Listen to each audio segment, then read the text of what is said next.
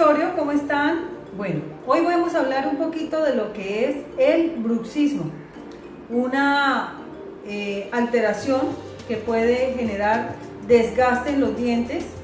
Es un problema de oclusión. Básicamente el maxilar superior y el maxilar inferior no están en una oclusión mutuamente protegida.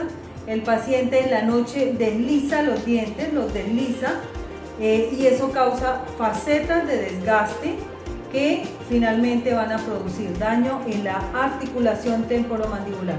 Posibles dolores de cabeza, siempre hay dolor en el cuello, hay apretamiento, hay rechinamiento, el paciente se levanta muy cansado. Todo eso lo solucionamos con un reposicionador articular, o sea, posicionando nuevamente la ATM como debe ser, en una oclusión correcta. Nos esperamos en la clínica Dr. Nelly Osorio, en la avenida Cuarta 1492 en Cúcuta, pero con sede en Bogotá y en Ocaña. Los esperamos. Bendiciones, que tengan una excelente noche.